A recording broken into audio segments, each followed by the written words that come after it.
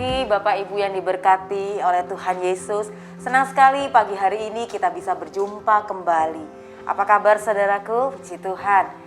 Sudah sarapan pagi ini? Yuk pagi ini sama-sama kita mau sarapan bareng-bareng. Tentu saja sarapan rohani, yaitu kebenaran firman Tuhan yang akan terus memberikan nutrisi bagi pertumbuhan iman dan kerohanian kita. Puji Tuhan. Saudara yang kasih Tuhan, beberapa bulan yang lalu di grup baca Alkitab Pemuda yang saya ikuti mulai memasuki menu baca Alkitab di kitab Keluaran, saudara. Seperti biasa pagi itu saya membaca menu bacaan hari itu, yaitu Keluaran pasal yang kedua tentang kelahiran Musa.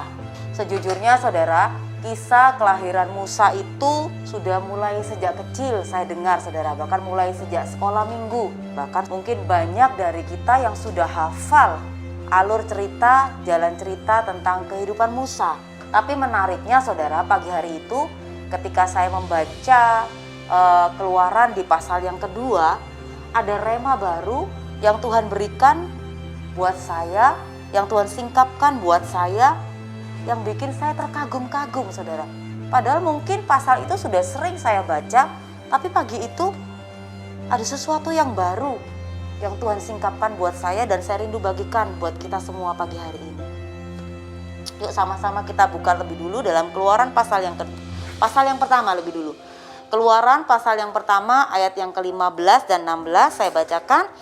Raja Mesir juga memerintahkan kepada bidan-bidan yang menolong perempuan Ibrani, seorang bernama Sifra dan yang lain bernama Pua, katanya, apabila kamu menolong perempuan Ibrani pada waktu bersalin, kamu harus memperhatikan waktu anak itu lahir.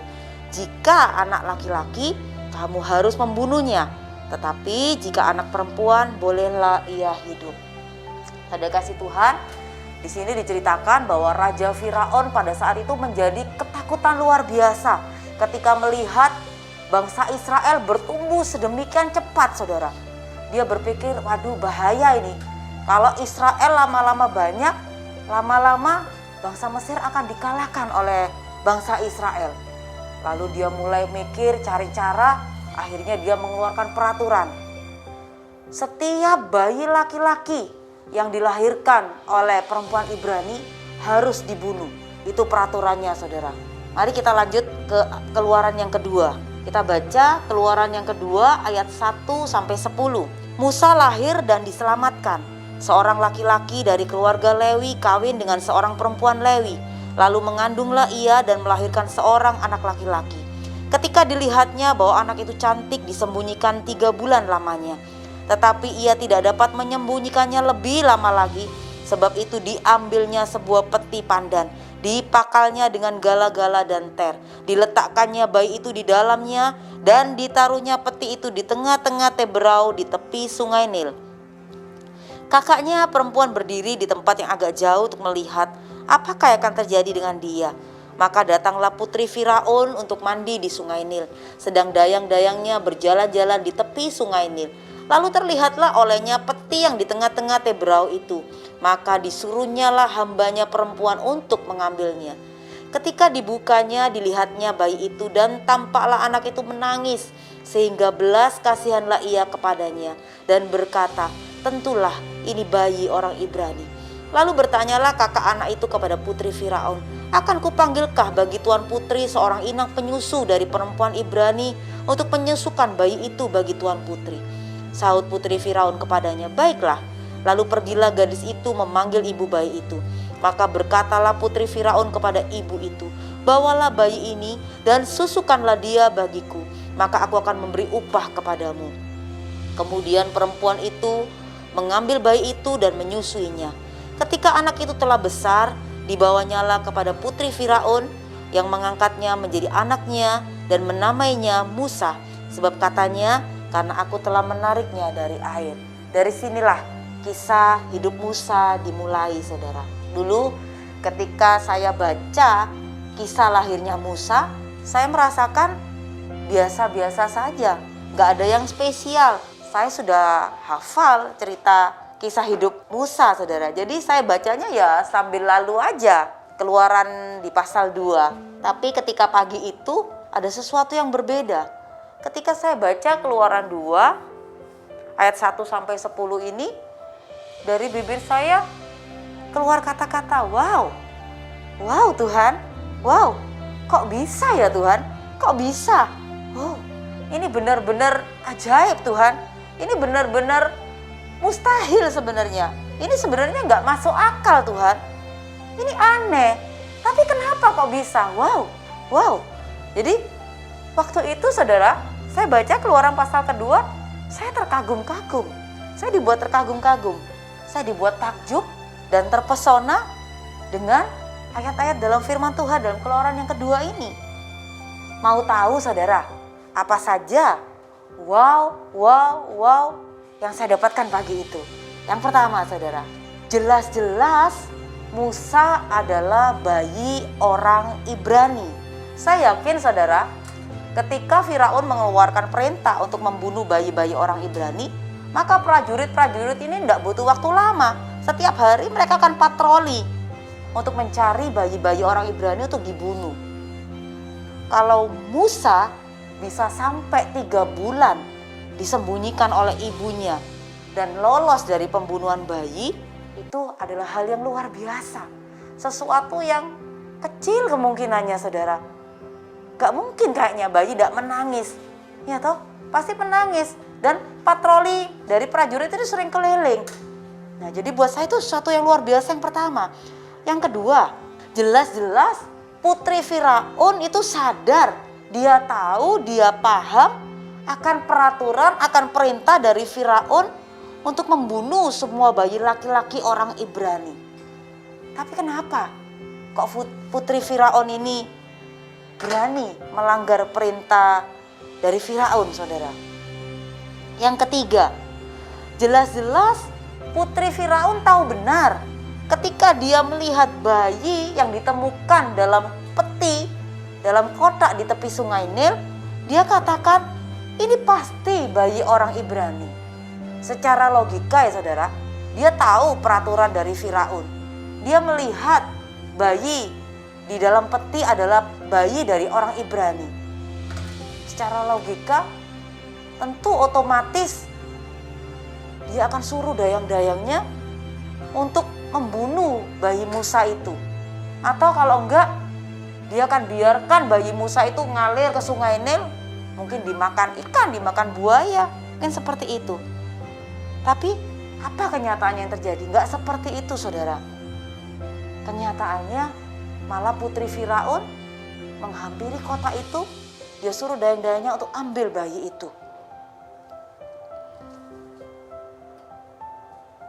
Putri Firaun sadar dan tahu benar, tahu betul 3 poin ini saudara. Tapi apa yang terjadi? Yang terjadi saudara benar-benar di luar logika kita, di luar pemikiran kita. Keadaan yang terjadi berbalik 180 derajat saudara.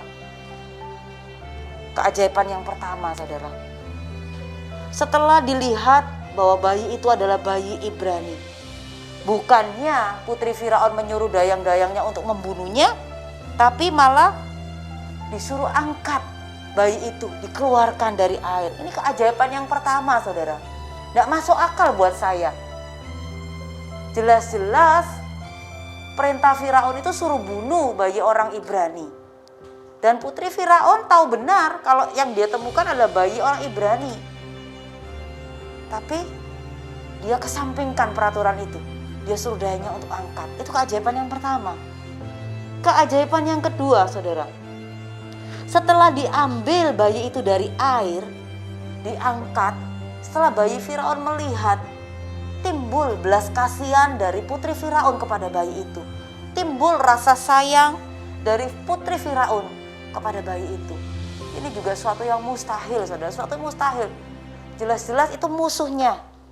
Keajaiban yang ketiga, Musa diangkat oleh putri Firaun dan tinggal di istana.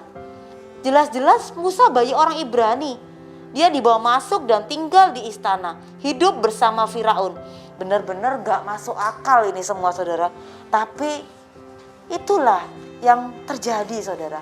Pagi hari itu Roh Kudus menyadarkan saya ada beberapa hal, saudara. Dalam keadaan yang sulit sekalipun, saudara, dalam keadaan yang terjepit sekalipun, yang mungkin bagi dunia semua terasa mustahil, semua terasa jalan buntu, semua terasa gak mungkin, semua terasa gak masuk akal. Mari kita dengar firman Tuhan. Kalau Tuhan mau, tidak ada yang gak bisa, saudara. Kalau Tuhan berkehendak, semua pasti jadi. Bagi Tuhan Yesus, tidak ada perkara yang tidak mungkin. Dia sanggup memakai siapa saja untuk menolong kita. Dia sanggup untuk memutarbalikkan keadaan 180 derajat. Apa yang tidak pernah kita pikirkan, tidak pernah kita lihat, tidak pernah kita dengar. Dia sanggup untuk mengadakan itu buat saudara dan saya. Bagi Tuhan Yesus tidak ada perkara yang sulit. Bagi Tuhan Yesus tidak ada perkara yang tidak mungkin. Dia sanggup memakai siapa saja untuk menolong kita. Bahkan mungkin seterus-terus kita, orang yang tidak menyukai kita, Tuhan sanggup memakai orang-orang itu untuk menolong kita. Bahkan burung gagak pun yang jelas-jelas adalah pemakan daging, Tuhan sanggup pakai menjadi ojol, saudara. Menjadi ojol untuk mengirimkan daging untuk Nabi Elia setiap hari. Saudara yang kasih Tuhan, tidak ada alasan untuk kita meragukan dan mengecilkan kuasa Tuhan dan keajaibannya. Tugas kita simpel, saudara. Cuma yakin dan percaya bahwa kuasanya sanggup menolong kita. Dia sanggup bekerja menembus batas kemustahilan. Sebesar dan seberat apapun masalah yang kita hadapi hari-hari ini. Seolah-olah semua rasanya jalan buntu, mustahil. Mari, melalui kisah Musa ini, bayi Musa, Yesus sanggup mengubah keadaan 180 derajat yang mustahil menjadi mungkin. Menjadi kerinduan saya dan juga menjadi kerinduan kita semua. Sebagai anak Tuhan, kita bukan hanya mendengar cerita-cerita keajaiban Tuhan dari orang lain.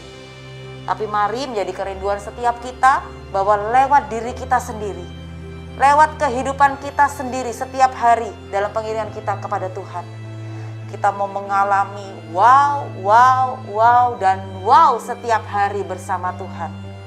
Sehingga tidak ada yang mustahil. Setiap hari kita mau katakan sama Tuhan, wow Tuhan, wow, kok bisa Tuhan, kok bisa Tuhan. Benar-benar gak masuk akal. Apa yang gak masuk akal bagi dunia, Tuhan sanggup mengerjakan buat saudara dan saya.